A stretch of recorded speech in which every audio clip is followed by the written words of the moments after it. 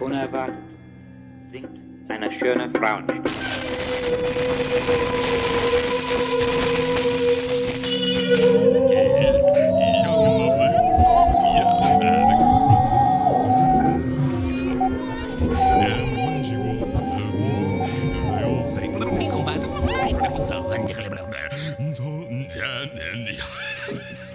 Hello, you're listening to Fold by Fold, the experimental music podcast. The podcast on improvised music, experimental music, new music, all that kind of left field shit.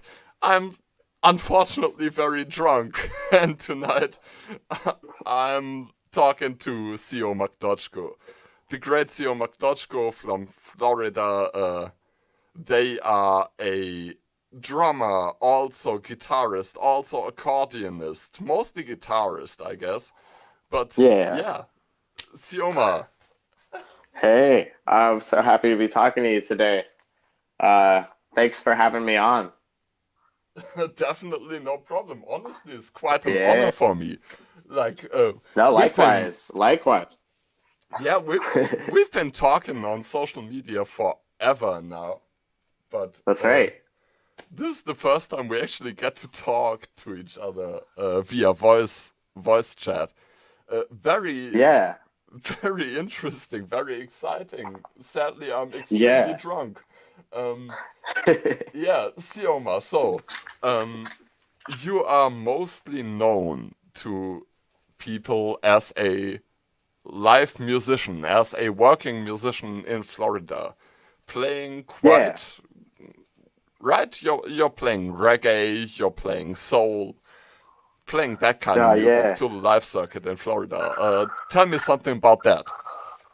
Yeah, so that's pretty much what I do, and like most people who know me from like being a working musician know me as a guitar player, because that's like guitar is like where I make my money mostly with music, because it's the one that I know best. But you know, I have a band called Florida Man that we started back in 2015 that plays like old school reggae and ska in a kind of improvisational way with like some jazz and funk and whatever kind of influences we feel like. And then, you know, like I play with a great vocalist named Shea Butter, and we do like soul and R&B, like you were saying, and just like a variety of different people in town. There's this great band I've been playing with lately called Leisure Chief, who's more on the kind of fusiony, like groovy sort of side of things. And we're doing a collaboration with this rapper. Her name is E-Turn, and that collaboration is called The Crossfade. So that's like another new thing that's happening. So just try to stay involved with different people and play as many kinds of music as I can with people that I like playing music with. Now, for all of our listeners, we'll have multiple links in the comment section. We'll have a kind of curation from me, which is 3 albums that Syoma is featured on, that I will pick out. And we'll also have a link to a Google Docs document, which will list all of Syoma's discography.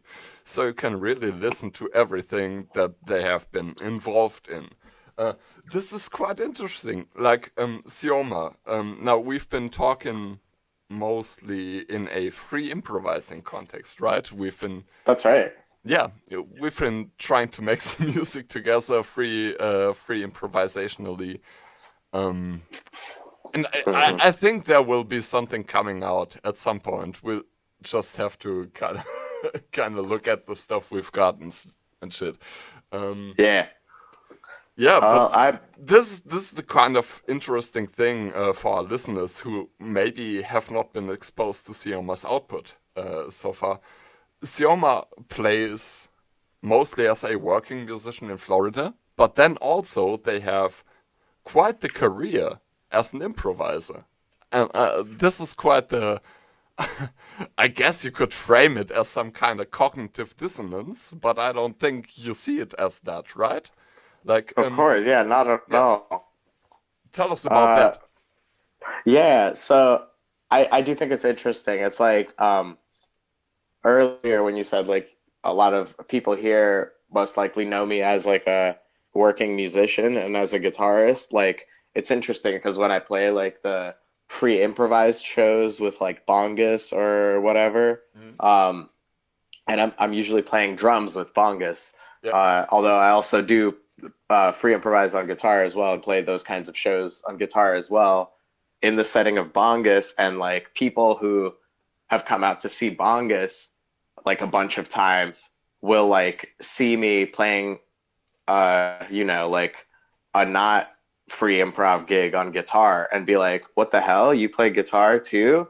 I didn't know that you were into this like normal music and like playing guitar.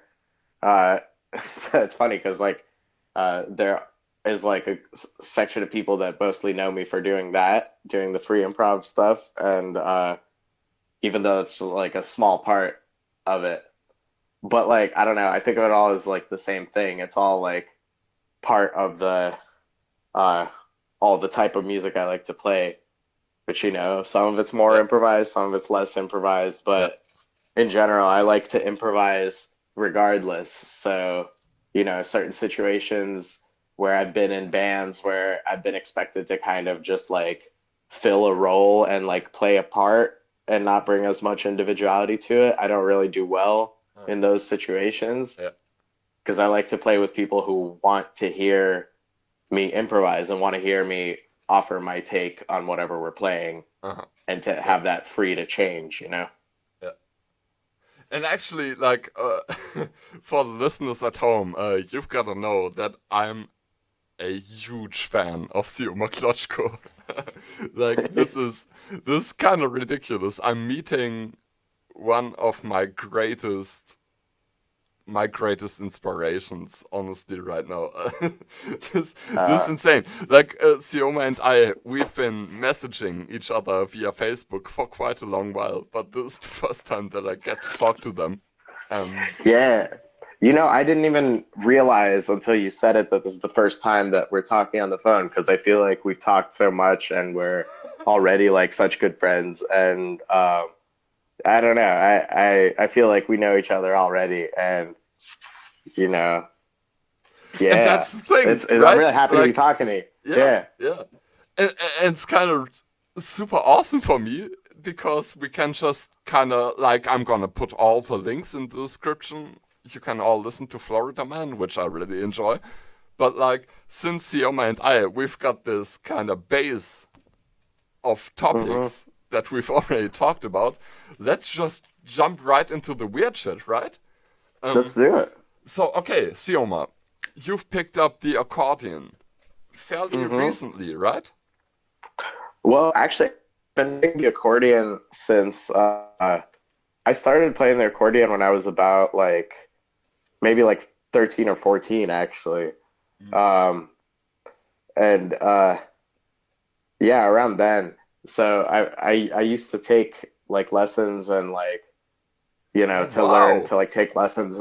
Yeah, to like take lessons on accordion, you learn all of the marches and like Mm. polkas and stuff Yeah. like that, and like reading notated music. Mhm. And that was like, so I got my technical like background in it, a little bit when I was younger.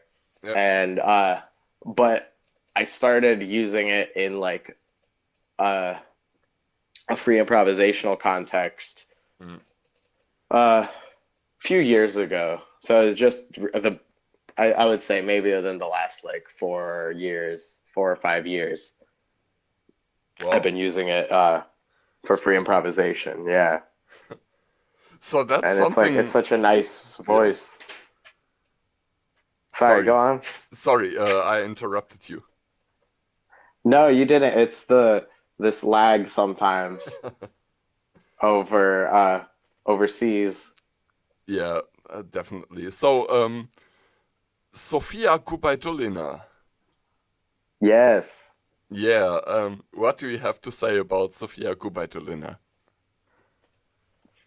Um, she I think she's a master and like a mystic in a lot of ways that I Yeah. haven't fully even grasped yet. That's like one of the reasons that I've been like so drawn to her lately is because um I haven't gotten into her music. I hadn't gotten into it before uh like a year ago or so. Hmm. And I never even like knew about her, and like Yeah. it's it's meaningful to me to have like somebody from Russia, um and like a woman who is, I believe is she still alive? I I believe she's think still she's living. still alive. Let me check up on that. And We are both under the assumption that she is still alive. Let's say that. yes. and like, and She this shit is. is She out, is, by the way. her music is, that's awesome. Yeah. Yeah. And like, but she's been at it for a really long time, and she's got like Absolutely. such a great Yeah. output as a composer, and like just the most amazing shit, like super out, but like she's got this thing of like using the fourths, that like Yeah. really reminds me of like Wayne Shorter and like McCoy Mhm. Tyner and like all of that like post-bop modal shit, like, Totally. and I Yeah. hear that in like her composition as well. It like really attracts me. And like just reading about like interviews with her, like she's a very like spiritual person from what I've read. Totally. Like, And she has a, Russian yeah. Orthodox, also kind of in the mystical tradition. Very interesting. Exactly. And it's something that is the Russian Orthodox like mysticism is very, Yeah. it has a very deep meaning for me that I'm still, going through my journey of like figuring out, Mm. and it brings back a lot of thoughts of childhood for me, even though nobody in my family was very seriously like devoutly practicing Uh, like religious, yeah. but all had their own like, especially like my grandparents, their own strong personal like beliefs and spiritualities related to their upbringing with it. So it's like there's a lot of to use the term, there's a lot of folds Yeah. to it, Yeah. and I'm still trying to unfold it all. And her music, I think, is a push in the right direction for me.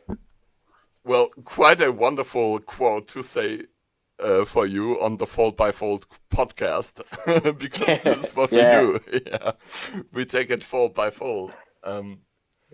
Honestly, like I was under the assumption that you picked up the accordion quite recently after finding out about Sofia Gubaidulina, but apparently I was misinformed. Apparently, you have picked up the accordion quite back into your day, right? Has it been hmm before you picked up the guitar, or have you picked up the guitar before the accordion? No, guitar was first. Guitar Mhm. was first in my life by a lot.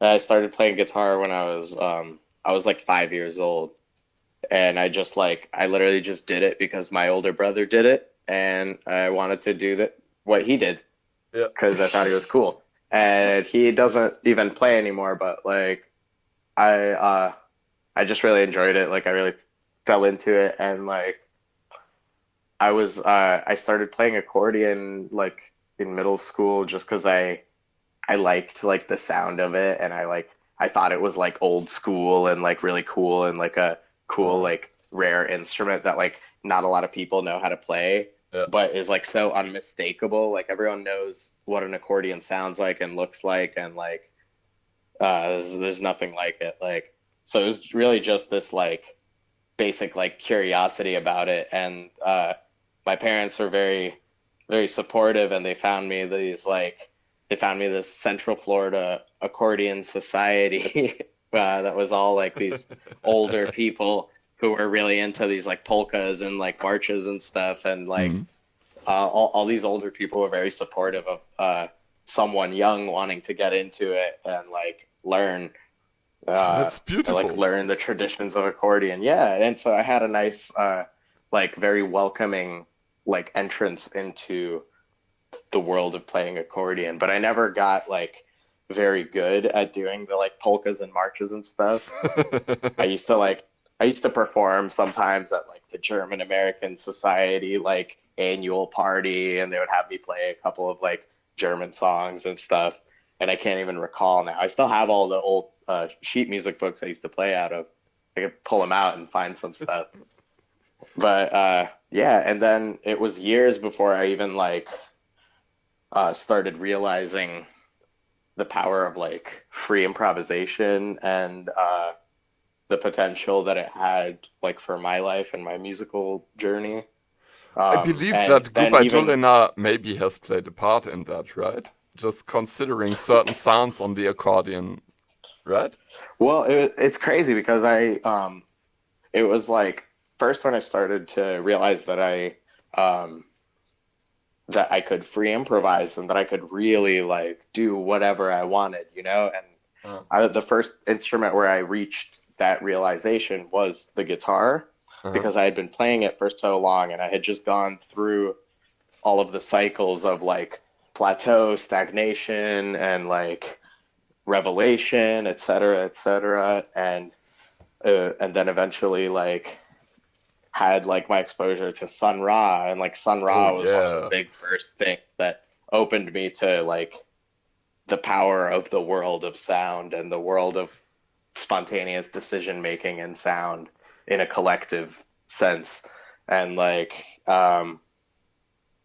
but then it was even a few years after that until I realized like, you know what, I can put the accordion in use on this. And then it was only a few years after that that I stumbled upon my first exposure to Sofia Gubaidulina, which Mm. was you know those great like YouTube channels where they have the piece with the score Oh on the yeah, screen. the score follower Yeah, channels. Honestly, that's yeah, exactly.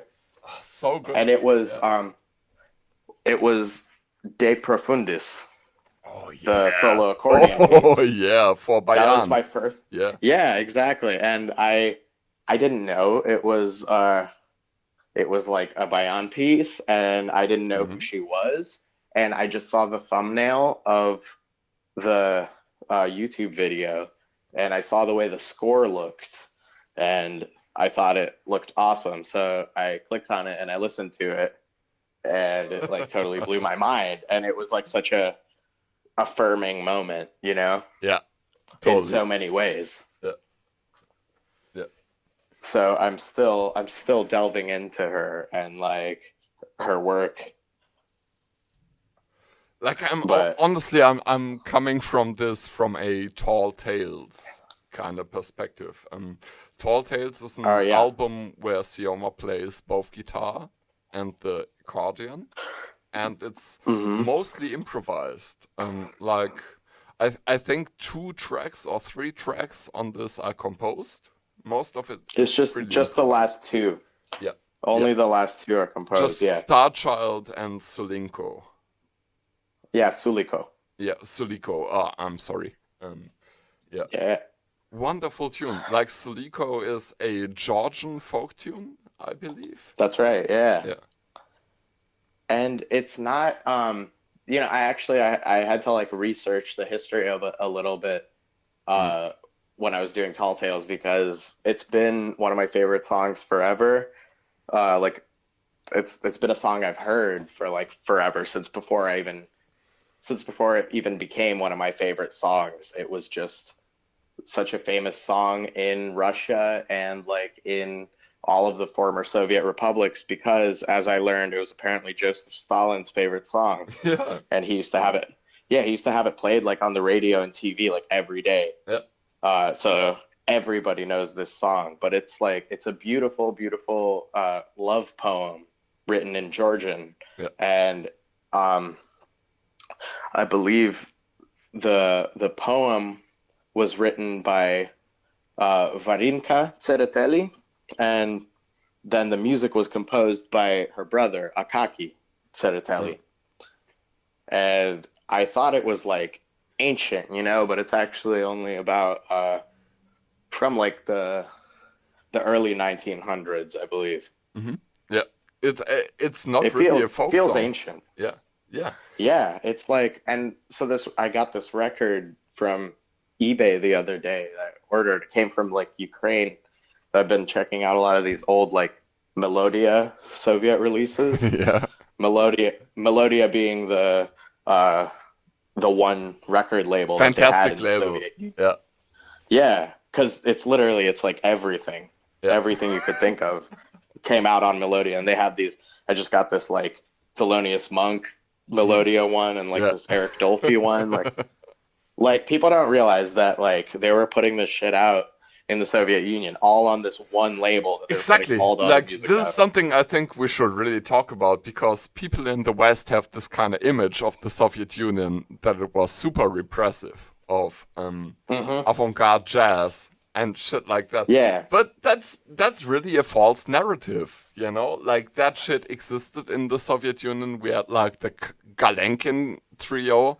The Galyankin trio was usually a sextet or like an octet or something.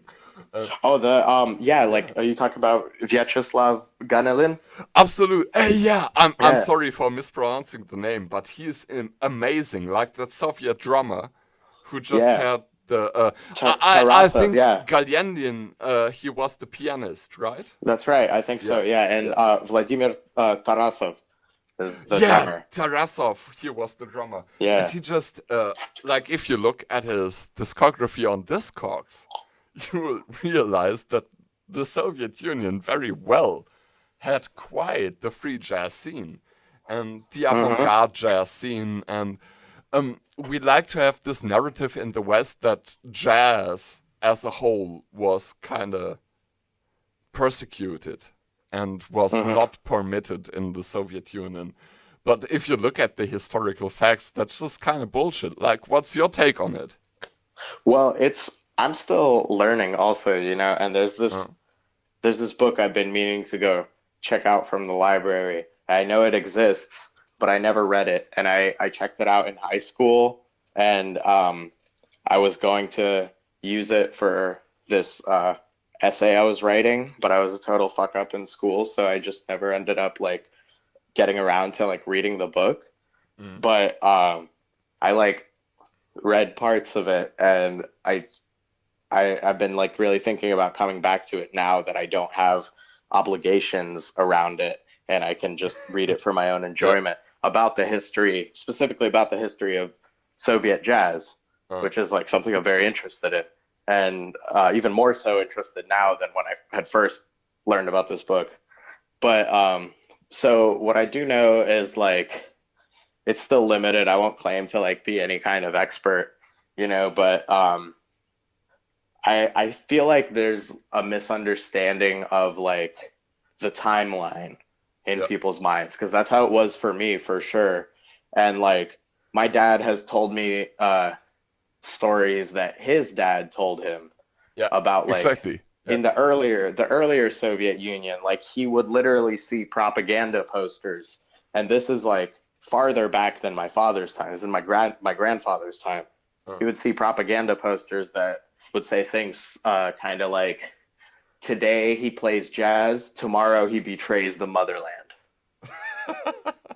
And so like that kind of shit apparently existed like earlier in the history of jazz in the Soviet Union, but a lot of things changed, you know, and like for anyone to say that like that was always the case in the USSR, it's total bullshit, because you can look at Melodia, you can see what they put out, and you can see what kind of musicians were doing their thing in Russia, in all of the other like all the other republics, like, you know, the Ganelin trio and all of this. Like there's a lot of super out shit, you know, like very abstract stuff, and like also a lot of stuff.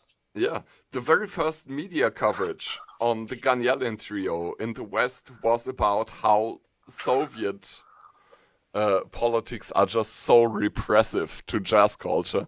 And that's like quite the cynical message, like, right?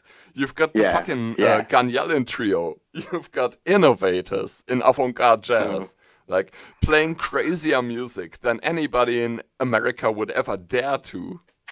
and then you're telling people that, yeah, these people are coming out of a very regressive culture, and Yeah, they, well, I mean, yeah, it's like it's deflecting because like if you want to talk about repressive culture, why don't we talk about the United States and how repressive exactly, yeah. that culture has been to the architects of Why don't we the talk music we about know as the, jazz. yeah, why don't we talk about the fucking Lincoln Jazz Center, which has been, Exactly. yeah, pushing Well, then jazz in it's the wrong direction for over 40 years now.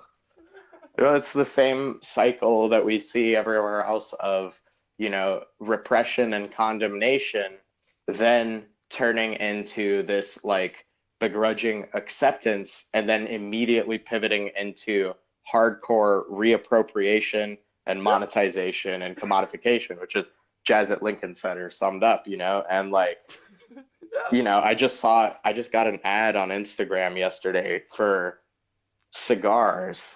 There's a line of cigars dedicated to John Coltrane and Dizzy Gillespie and Oh Miles Davis. no! They got a Train cigar and they got a Dizzy cigar and a Miles cigar, and it's like celebrate the legacy of jazz with these beautiful like smoked cigars, like, and it's just like, Maybe yeah, if that's where we're at. maybe if I buy the Train cigar, I will be finally able to play sheets of sound kind of music, you know? That's the Yeah, kind of exactly. mechanism behind it, right? Like, it's a Right. commodification of, like, true artist, like, Mm-hmm. true artisanship. And, like, Yeah. people completely ruining their careers for their vision. Like, Oh holy yeah. shit. This shit is kind of commodified for us nowadays. Like, buy the fucking Dizzy Gillespie cigar. Mm-hmm. Like, the Yeah. motherfucker who never smoked. The motherfucker who practiced like 8 hours a day. You know? Yeah. We get to buy Well, his it's signature cigar now. yeah, exactly, because it's like he's dead, so we just have his image, and now he's just this perfect, like whitewashed, like cultural image, Yeah, just like with all of our heroes, like, yeah. and so I don't know. But I mean, to get back to what we were talking about with Mm. like the culture of repression, quote unquote, that people talk about in the Soviet Union, like Yeah. I think the media line of it, like as far as like what people in America are being told is obviously bullshit, just like everything that like Yeah. Americans are told by the news. But, at the same time, like you do have to get approval for your shit from this one label. And like I can imagine there was a certain amount of bureaucracy involved and it wasn't like all perfect over there either. And so I don't Totally know. That's not. why I'm just Yeah. trying to like uh, dig into it and like learn more about like I'm just really enjoying hearing the kind of music that uh like Soviet like free improvisers were playing, and like even people not necessarily trying to like play anything out, but people playing more like in the tradition of like Yeah. American like jazz styles who were like doing that overseas, like Yeah. it's very cool for me to hear that as well. Yeah. And like, man, kind of as an aside, this is a super interesting thing I like just learned about Slava Ganelin, Mhm. and it was totally by accident that it happened like right as I was getting into listening to all this stuff. Quite an But insane band uh, leader, right? Like, holy shit. If you yeah, look at his back catalog, this guy was really on some other shit. Like, you wouldn't find this yeah, kind of shit in the US. hmm Yeah. yeah. It's different, and like at the same time, I think like it's like Mhm. you can't deny like the roots of the free improvisation, like free music shit. Well, the free jazz movement, I'll say, like it was born in America, it was created by Black Americans and Yeah, yeah. like people who were like not necessarily trying to fit the mold of like accepted like jazz styles, because Uh, like Black musicians in America in the whole history of jazz. Like I was just yeah. reading this book of interviews with John Coltrane, and he talks about expectations and commodification and all of the same stuff we're talking about. And he's saying this like in 1960, And this is like Yeah. when he's still alive, you know, imagine like John Coltrane is still alive and in his prime, and like people are expecting to pigeonhole him into this sound or whatever. Have you ever and read like, Adorno? Have you ever read Adorno? Because that shit will, yeah. Yeah, I've read enough quotes by Adorno to make me not want to read Adorno. Exactly. Basically. Yeah. It's fucking despicable, honestly. And in Germany, you know, where I'm at, Adorno is basically the peak of culture critique, and everybody measures up to the mark of Adorno. But honestly, to me, Adorno is quite the racist know-it-all who doesn't actually know shit. You know, that's my take on Adorno. You know, like honestly, I really don't fuck with this shit. But yeah, he's peak music critique in Germany apparently. You know, he's like peak analysis, peak critique. Everybody likes to talk about Adorno. Yeah, the motherfucker who sold his fucking social institute to the CIA. You know, everybody wants to talk about him. Yeah. Yeah, it's ridiculous. It's insane.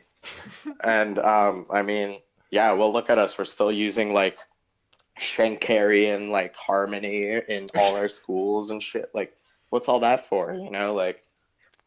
But I don't even understand Adorno's fucking argument towards new music, because he was like new music is bad, and then he said like some complex theoretical shit that nobody understands. And then he was like, yeah, new music is still bad. And Stockhausen was like, no, new music is actually good because it can actually, you know, stir emotions. It actually does something to people. And honestly, like, I'm a huge Stockhausen fan in some regard. Mostly, I'm very skeptical towards Stockhausen. He had some really problematic takes. He really wasn't a cool guy. But honestly, in this regard, I absolutely feel for Stockhausen, because new music and improvised music, even free improvised music, you know, it does things to people. And that's the aim of art. That's our target. We are trying to do things to people. And yeah, right? So and that's all music, you know? Yeah. And it's silly to like be like, oh, this new music is bad, the old music was better. Like it or not, like the field is gonna keep changing. Like things are gonna keep changing. Whatever you think is complete bullshit and talentless hacks is going to become the new sound, and there's gonna be people who take something that you might think is a completely like nonsensical and uncultured sound or whatever you want to say, and people will take that and elevate it to unimaginable heights until, you know, there's something else. And like, I don't know, I think it's like silly to like have these arguments of like, is new music good, is it worth it, like, are they going too far?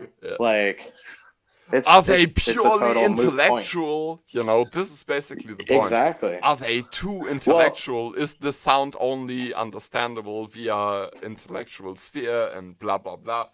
I don't think it is. I think that if it moves your body, you know, there is something to it that is non-intellectual. But yeah, what's your point?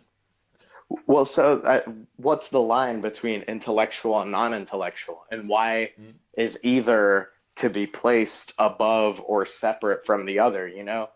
It's like a lot of my favorite music is both intellectual and it also moves something in me that I can't explain intellectually. And, you know, and it has both. Yeah. And then there's sometimes I want to hear something that's like pure math. And sometimes I want to hear, and that'll move me in an emotional way, you know, like, and who's to say that whoever is making something that sounds extremely technical is not putting emotion into it, because it's like what more tragic thing could there be than like this striving for absolute like robotic perfection, you know? And that's like a very powerful expression to have, because like, you know, in a way, like playing and listening to that kind of stuff and like looking at that kind of art like reminds us of like our place in it all, you know?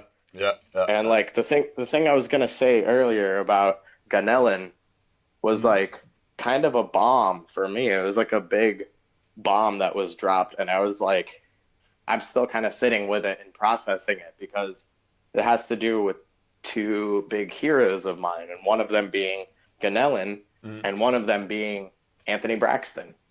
Oh And yeah, come on, can we talk about Braxton for a little bit?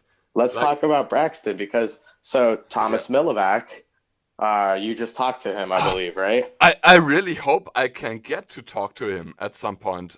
We haven't had an interview so far, but Thomas Milovac is one of the people who I really want on this podcast. Yeah, he's one of my closest friends here, and like one of the people I've collaborated with in so many different groups and settings.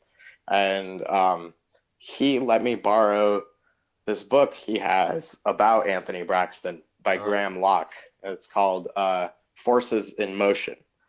uh, And there's a very interesting part where he actually mentions Ganelin and wow. but the context totally like surprised me because apparently there's this like this track off this album by I believe by the Ganellan Trio, and it's called Who's Afraid of Anthony Braxton. Uh, And if I had just like heard that and not known any context, I would think, wow, awesome, like one of my idols shouting out one of my other idols. But apparently it was not a positive shout out. yeah. And Ganellan, and this makes me like hate Ganellan a little bit, but no matter because, like it's complex, like people, all of our heroes don't all get along and shit. And like I love his music still. And at some But point, I think, apparently, it was kind of in fashion to hate on Anthony Braxton, right?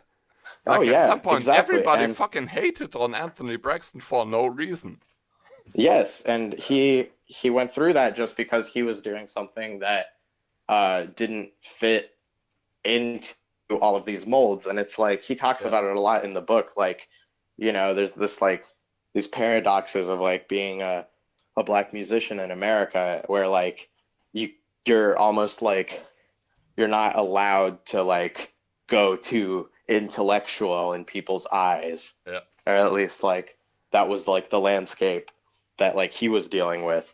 Uh, And he had all of these compositions for orchestra, for multiple orchestras, and like uh, nobody would give him the money to program this shit because they just wanted to get him on their label to do like a bop record. And they'll yeah. be like, do a bop record or two for us, and then we'll ease into your more intellectual stuff. And then he'd do the bop records, and then there'd be no more money. And they'd be like, sorry, we got what we wanted, fuck you. And the thing that Ganellan said about Braxton, I thought was actually really narrow-minded and naive and like a little racist as well. Yeah. And I think it's just comes from like not understanding the culture and the landscape from which like the music is really coming from, Uh, or what the totality and the depth of what Braxton is actually doing. yeah. Yeah. And like what he said was uh, basically along the lines of like, oh, Anthony Braxton, he's too serious. Like he won't get under a table while he's playing like I do, and like this kind of thing. And Oh, we Braxton know was it. just The official standard yeah, for a musician, you know? You have to be able to get under a table while you're playing, otherwise you're a crappy musician. That's how it goes. I right. don't make the rules, it's about the table work. Yeah, and it's like this, but that being like the metaphor for just him apparently like taking himself too seriously and not like, and it's like it just seems very like It's backwards fucking and narrow-minded ridiculous. for Like like for him to say that. nobody ever made this fucking argument about Stockhausen. And I do Yeah, believe that Anthony Braxton is more comparable to Stockhausen than he is to Charlie Parker, or like fucking Ornette Coltrane, or like yeah. Ornette Coleman, John Coltrane. Sorry, I'm very Well, drunk. no, you're But good. like he's very much not in the jazz tradition, and people Well, will, yes and no. I would say yeah, I agree and I disagree because, especially reading that book like opened my eyes a lot to it because uh, like hearing a lot of his music, like you wouldn't think he has much to do with like the jazz tradition, but like his idols, he talks about in the book, they literally are Charlie Parker, John Coltrane, Paul But Desmond. also Philip Um, Sousa. yeah, John Philip Sousa, exactly. Yeah. He So drops a lot of yeah, like shit that like really surprised me. And he's really exactly. interested in like melody and really interested in structure. And he's really interested in these like Yeah, what he calls like the restructuralists. yeah, And like absolutely. Yeah. yeah, and Honestly, it's cool. I feel like even counting Anthony Braxton amongst the avant-garde jazz crowd kind of does him disservice because to me, Anthony Braxton is really quite the unique composer. A Yeah, very, very unique composer in the new music field. Like this yeah, motherfucker, he looks at everything and he writes exactly. music unlike anything ever heard before. So why should we put him in the jazz tradition? You know, this is probably Exactly. kind of unfair. I think Anthony It's Braxton should deserve even more praise than a Karl-Heinz Stockhausen. And I'm very much into Stockhausen, but I think Anthony Braxton did more innovation in some way. You know? I I'm I'm more familiar with Braxton than Stockhausen, Mhm. but I will say I just totally agree with you as far as like he does not get the credit he deserves. And he's started to now, and I'm glad that he's started to while he's still living, you know, Yeah, because he deserves it and he deserves so much more. But yeah. yeah, it's like he's Just knowing that he lived in a cold water apartment in the 70s, you know, that kind of shit breaks my heart, you know? he was making no money. He was Yeah, when Graham Locke wrote this book with him, he was like he was going on tour with him, and like Braxton was like, "Yeah, I'm making no money. I got a wife and my kids at home, and these tours make no money, and we're in fucking poverty. Like it sucks." And right? like That's so people fucking want to like crazy, you know? people want to talk about me in the Yeah, media and blah blah blah, but like I am broke. I'm yeah, suffering. My family is suffering. Like yeah. it's fucked up. And then like fucking Ganellan wants to say some stupid ignorant shit like, "Oh, he takes himself too seriously. He won't get under a table while he plays." And he's like, "No, Mr. Ganellan, I won't get under a table. You can get under a table if you want." Uh, that's like, and he just talks a lot about like the theatrical expectations Mm, placed upon black musicians in the avant-garde. This was like even already like yeah, 40 years ago, people already knew about like free improv and avant-garde jazz, and uh, audiences had expectations, and they had these racist expectations that a black improviser is exactly. playing Yeah.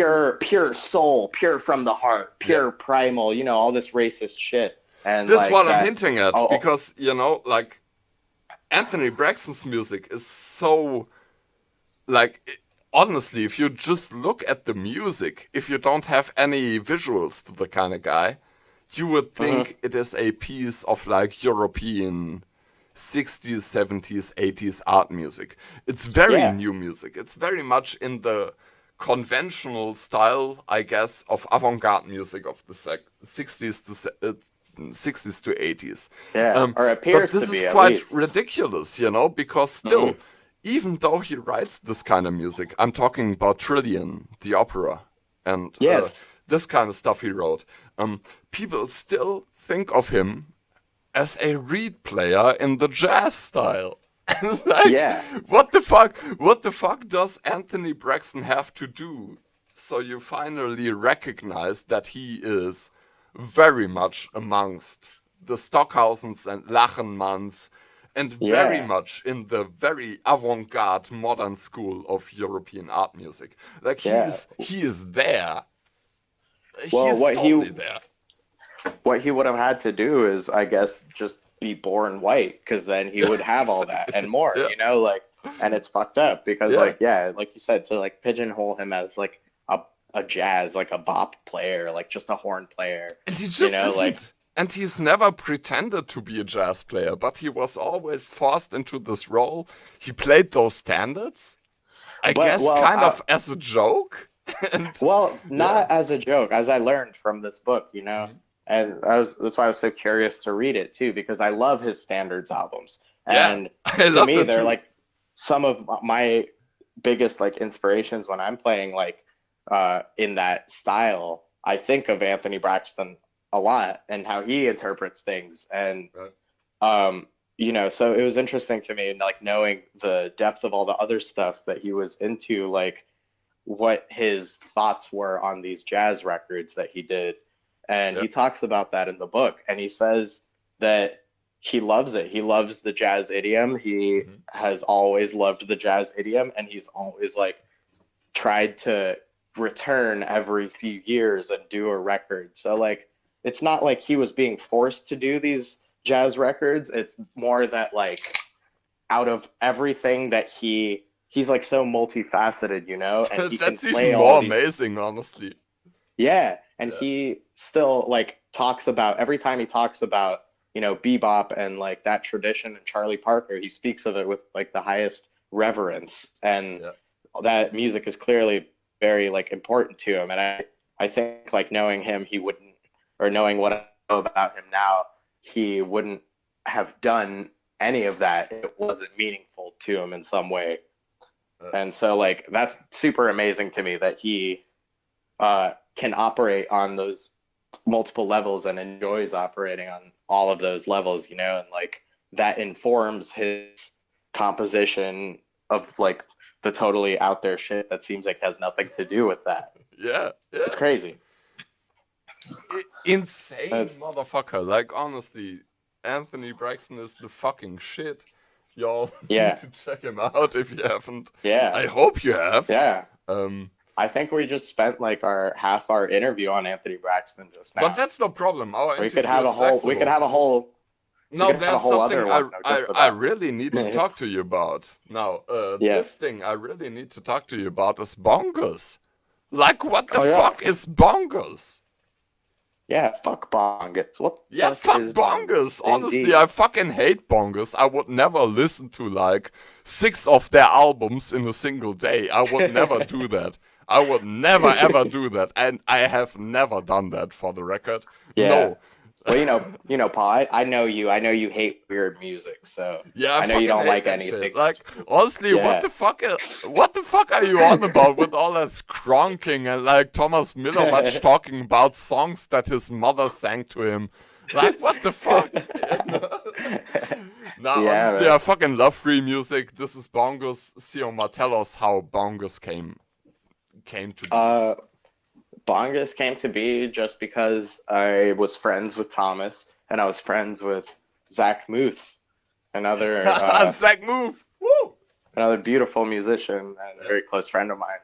And you know, we all just kind of knew each other from I guess like the jazz circuits and like playing gigs and stuff. And this was like we all kind of met around we're all about the same age and we all kind of met around like 18ish, you know, 18 or 19. That transition That's so between insane though, like so school and lucky. adulthood. Like I wish I had met free jazz musicians around the age of 18.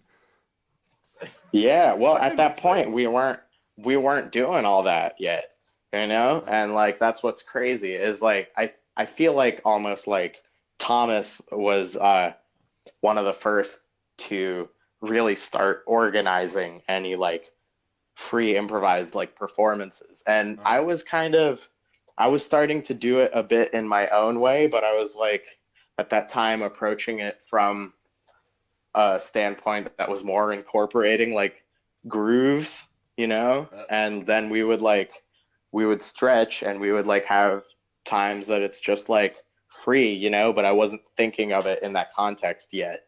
uh, And I was just thinking like, you know, it was not at that time I wasn't playing with Thomas and Zach. I was playing with a couple other friends of mine who have like moved away and stuff. And we were kind of like just spontaneously coming up with grooves and like throwing tunes in there. Like we'd be grooving and then we'd start playing Afro Blue, whatever, you know, like yeah, kind of man. more like Uh, that between the like not all the way into the free shit. And then it was kind of just like I remember the first time that Thomas and Zach and I free improvised together, and I have a recording of it on my Facebook still before it was bongos. And we were all just hanging out at my house and we were playing, and I had just like gotten my little drum kit set up. So we had a nice little drums, bass, guitar trio, and we were doing that. And because of my lack of like traditional technical proficiency on drums, free improvisation is like kind of an area where I feel like I get to shine and explore a little more than like playing grooves. Because I play grooves all day on guitar, that's like my job. Like when I play drums, I like to like have it be this uh, free floating space of sound, and like we did that, and we were all kind of like, damn, that was cool. And so later, like I think like later that year, there was I think Thomas actually like put together a couple of shows of like his uh, unit Colossus, which Oh is where he just yeah, got as yeah. many people together as possible. I think And this is like your that free was jazz debut, right? This is your that debut was for weird literally ass my music. my the first time I ever played a show that was like all the way out there. I would say like full, like I don't want to Yo, say like fully improvised, because I'd improvising and I'd been playing with other people fully improvised sets and things like that, but not in that free time, free harmony kind of way. You know what I mean? yeah. Like Yo, Syoma, that. I'm So I'm that really was like, fucking sorry, but I gotta take a piss right now. I'm gonna be oh, back in a do it. minute, Yeah, and that we're was gonna cut this out, obviously. great. All right, wait, I'm I'll be so right fucking here. sorry, but yeah, the drunkenness has No, you're gotten good. Do to your thing. me. Yeah, right on.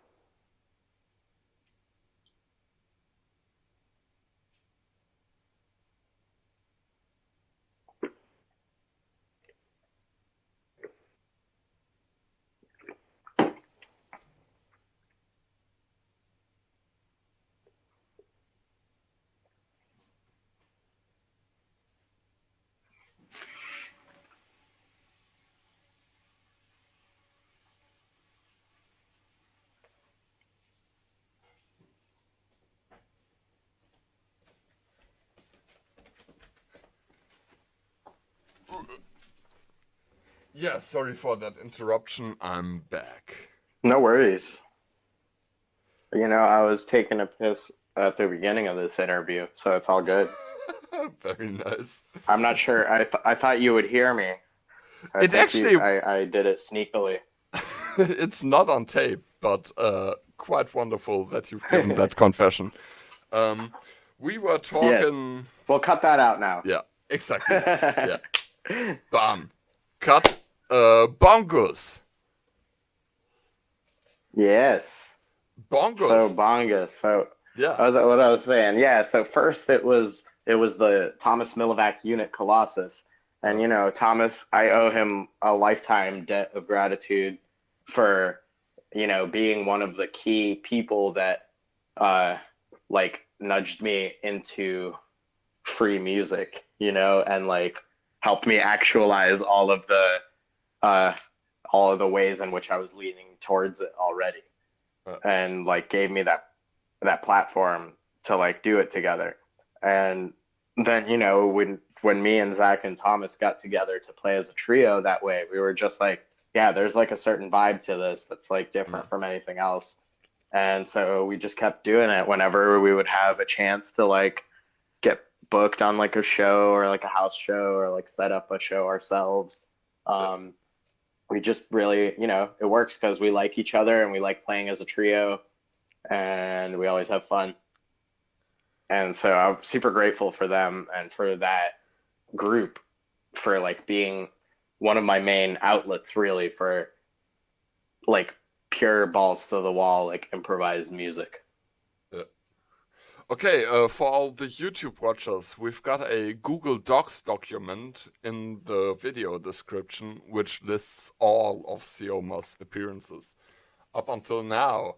And there's quite a lot of bongos in there. That's Syoma on drums. We've got Tall Tales on there. That's Syoma on guitar and accordion. We've got some albums on there which are Syoma on accordion. There's such a lot of stuff. I was gonna really say, amazing. did I? Yeah. You have that Dougie Flesh and the Slashers in the list, right? Absolutely, yeah. Great. The fucking folk punk thing. Yeah. Yeah, I'd love to talk about that a little bit too before we're Just out of about time. that. Like, we've got Yeah. no time limit. Talk about whatever you Great. fucking want. Awesome. Yeah. So that's just like, it's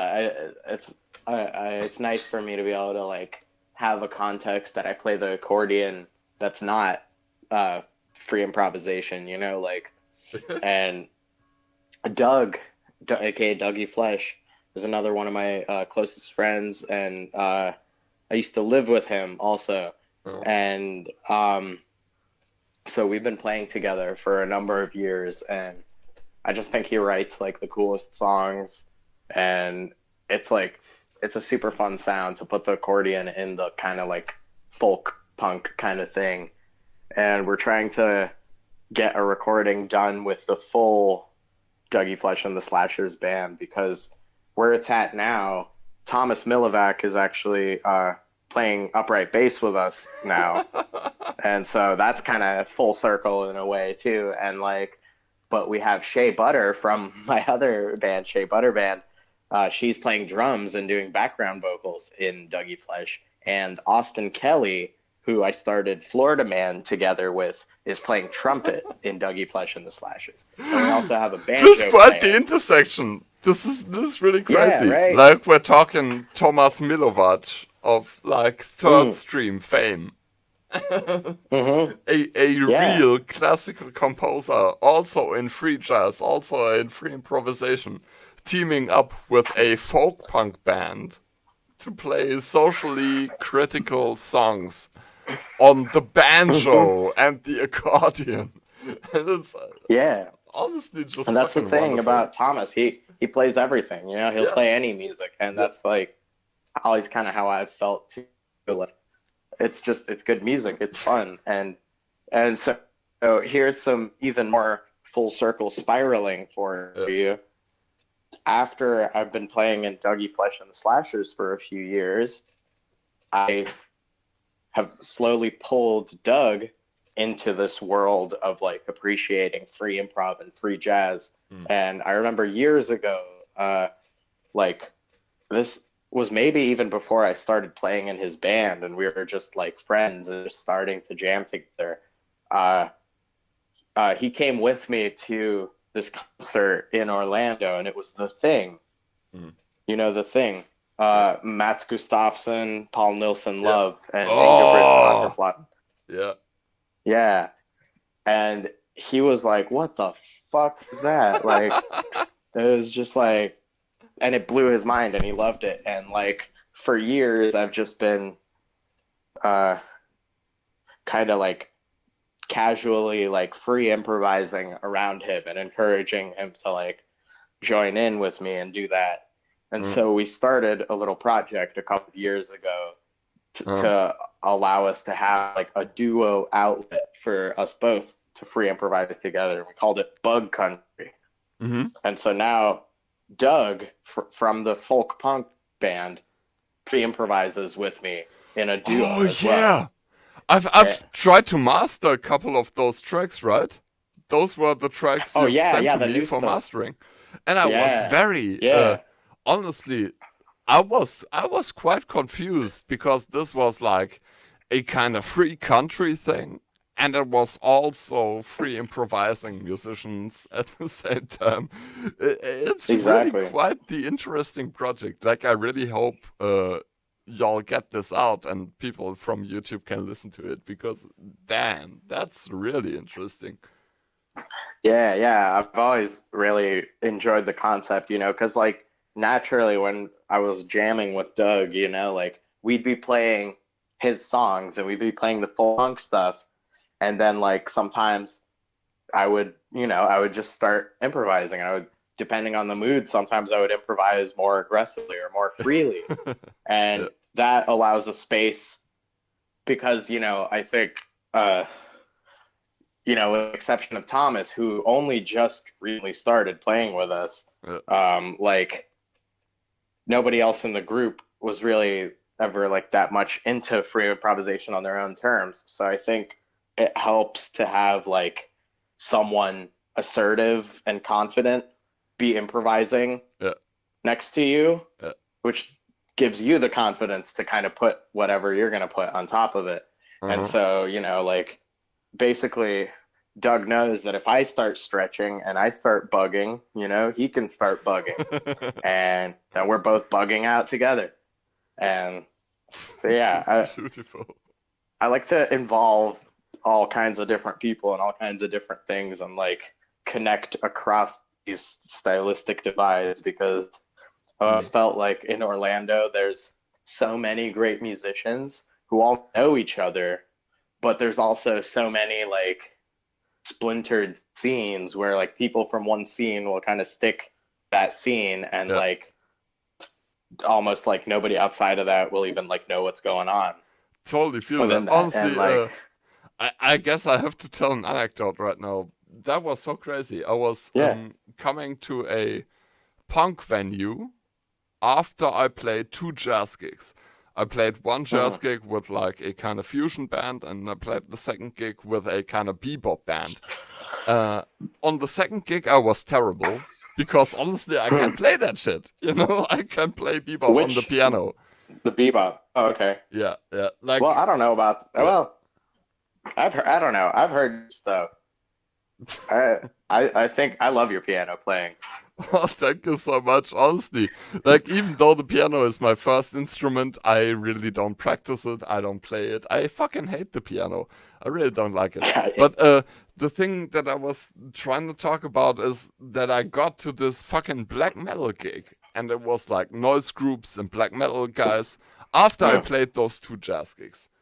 And I got to the venue, and I was hanging at the bar, and a dude recognized me. He was like, "Yo, what's your name? Are you Paul Hermanson?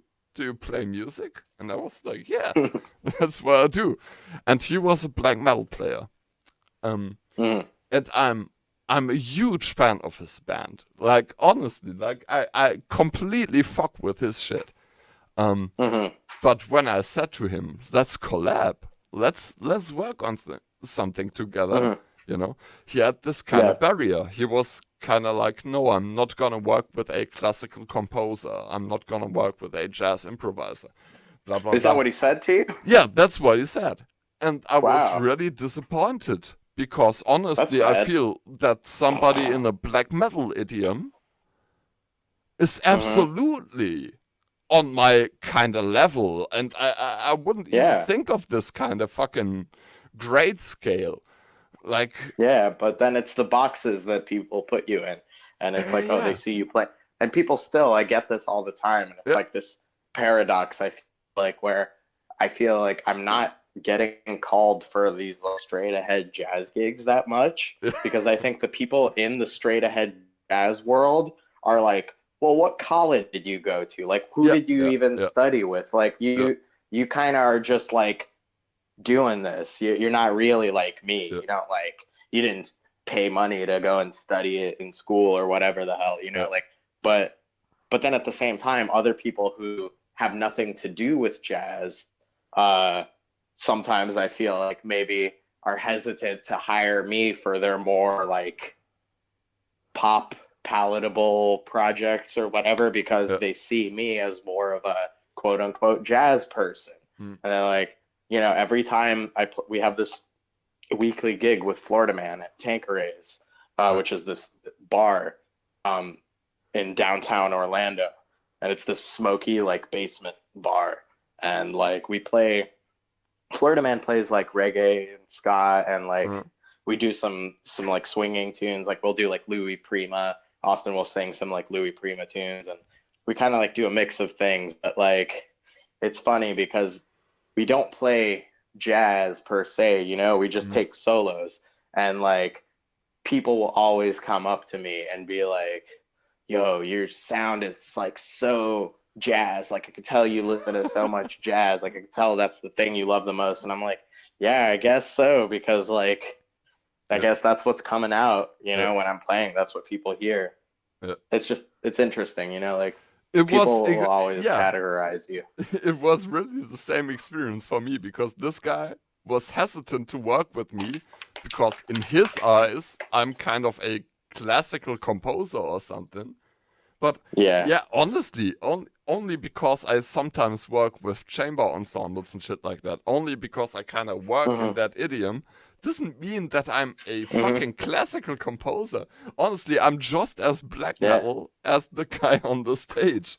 I'm going there to enjoy the fucking show. I'm looking at grindcore musicians. I'm looking at black metal musicians. I'm really fucking with that shit. And some guy at the bar, you know, one of the musicians tells me that I'm a great composer and he doesn't want to work with me because of the fucking barrier. There is no barrier. Like, the barrier is in your head. Exactly. Exactly. But I mean, well, more fun for us, you know, who don't want to put those barriers up and are willing to work with, you know, anybody. You have more fun, you learn more. Speaking of which, Syoma and I, we've got an album coming up with Laura Cioffi. Laura Cioffi from the great Malthusian, the Malthusian Symphonic Orchestra. So Syoma Klochko is very much from the classical sphere. I'm sorry. Sorry, I'm too drunk. Syoma Klochko is not from the classical sphere, but Laura Cioffi, she is very much from the classical sphere. Yes. Sorry, I'm too drunk. No, you're good. Well, that's a lot of fun. I'm really like looking forward to like having some more of that done. And I really hope we can get it finished. It's kind of funny to me because like you're kind of the conduit for it, because I don't know Laura like at all. Laura was the conduit. Laura messaged me and wanted to work with me. And I was like, of course we're gonna do this. But I thought if we want to have a chamber kind of sound, we need some really good guitar playing or something. So I hit you up because you're just the greatest improvising guitar player. And now it kind of went its way. I don't know. Well, I think we're gonna drop this album at some point, but it's definitely gonna be something different than what we think of it now. Because now it's taken such a long time that it kind of has gone its own kind of way. We might need to just start with some fresh ideas, possibly, because, well, not to strategize all this during this interview, you know, but like I'm really excited about it because, like you said, she's so much from the classical sphere, and her sound is so, like, so beautiful. Laura is amazing, honestly. I've met Laura through playing Stockhausen. We first met each other by playing Stockhausen during one of those live stream concerts, which was very interesting. We were with the Now or Never improvising ensemble, the Nonime, and we were playing Stockhausen's Aus den 7 Tagen. And Aus den 7 Tagen is kind of intuitive music. It's very, very unstructured, very improvisational. So that was extremely interesting. And now I play with these kind of players in the Geodynamics with Glasgow Improvising Orchestra, which is funny because I'm from Germany and those guys are from Britain. So we always have to bridge it via the internet. But it always kind of works. It always works. That's very cool. It's very Stockhausian in some way, right? Like when I first played Aus den Sieben Tagen with Laura, we were with 20 players or something from different continents, different time zones, and we were all still playing the same music together. So this is super Stockhausian. Like, this is his idea of Weltparlament, you know, the world parliament, where everybody is together. Well, okay, I don't want to cut this short, but there's one more topic that I really want to talk to you about. This wonderful koto playing in the background, or whatever it was. I got my little mini harp with me. Wonderful. So good. Well, go on. Yeah, what? So what? Well, what's... Yeah, one more topic I really want to get your opinion on is the drums. Because you are a guitar player, first and foremost, right? Yes. Most of all, you are known to people as guitar player in the working musician circuit, or even as a guitar player in the free improvising world. But in bongos, you've mostly played the drums. How come that? Well, yeah, like I was saying earlier, like, it was just like, I don't know, like, bongos just kind of like happened. It's almost like we didn't even like try to start it. Like, it just willed itself into existence. It's like this like greater beast that was like wanting to be born, and it kind of did it on its own. Like, and so I don't really know. Like, it just happened that we played that one time as a trio with me on drums, and then we just like kept doing it because we all liked it and it worked. And you know, I've always loved drums, and when bongos started, I was going through a phase of playing drums by myself a lot at home, and I was going through a lot of like depression as well, and I would really like, the drums were a very like important outlet for me in that time where I was dealing with like depression, and like I was wondering what my prospects were as a musician and as a person, and like my identity and like who I even really was, and like who I wanted to be, and all of these things, like these like growing pains. Like having the drums was like, I don't know, I'm still realizing the impact that it has had on me, like being able to have the drums as an outlet, and especially like together with Thomas and Zach. Like, I'll just say this about like improvising and about playing in general.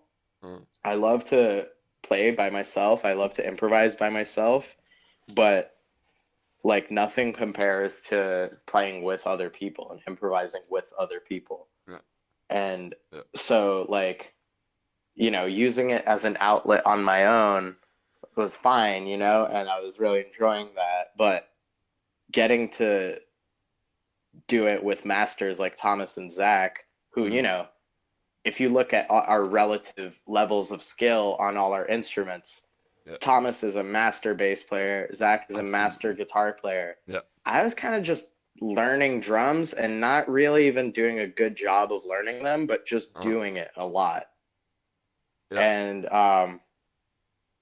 it's actually funny because I was just thinking about this. There's this kind of disconnect on the Bonkers record sometimes, where you have like really technical musicianship, and it's just amazing. And then you have musicianship, which is also on top, which is super great. But you can absolutely hear that those musicians are struggling in some respect. And there's just something to it. And honestly, like if you listen to the jazz, free jazz records of the 60s, you will hear the same thing. Like the struggle. The struggling. Yeah, the struggle is absolutely a part of this aesthetic, in my opinion. Yeah, well, because the struggle is life. And like when I was like learning my way of playing drums, all I was kind of thinking about a lot was like the struggle of life and like how Yeah. this is like it, I can kind of use the drums to create a picture like in miniature of these like horrible mental struggles I'm going through and these like feelings of failure and like falling on my face and shit. But Yeah. I could play that musically and suddenly it's not horrible and devastating and depressing. Now Yeah. it's beautiful because it's now an artistic expression. And like I was watching this documentary about these two drummers, Brian Chippendale and Greg Saunier. Yeah. And I believe some of these bands that they're involved with are like Lightning Bolt, Oh yeah, Black and Pus. Yeah. yeah, Black Pus, Lightning Bolt, and what's the other one? Deerhoof, Mm-hmm. I Yeah, believe. the Nostril Group. And like Yeah. so actually who sent this to me was Anthony Cole, and he's probably like the most incredible drummer I've ever seen play, Absolutely. or Yeah. ever Yeah. heard. And if he was like the drummer for Sam Rivers for the last 15, 20 years of Sam's life that he lived in Orlando. And so it was basically like Anthony Cole was playing with him all the time. And he just randomly sent me this link to this documentary about Greg Saunier and Brian Chippendale. And like I was watching it, and like they both talk about this kind of same thing that I was talking about, where like not having a very technically correct approach to the drums, or anything like that, but kind of finding your own way of doing it.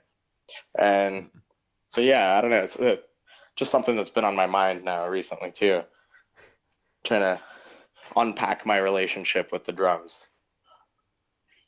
Damn. Okay, I guess it's a kind of weird moment to leave it at. But I think, yeah, our YouTube listeners are tired by now. This has been Fold by Fold. This has been, I think, episode 5. We've been talking to Syoma Klochko. You will find all the links in the description, all the links you ever want. And yeah. And more. It has been quite the fun time. I've been talking to Syoma Klochko. My name is Paul Hermansen. This has been Fold by Fold, thank you. episode 5. Thank you so much for being on this podcast. Thank you for having me, Paul. It's been a blast. I appreciate you. I love you. It's been an honor for me. Yeah. Likewise. Yeah, this has been episode 5. There you go.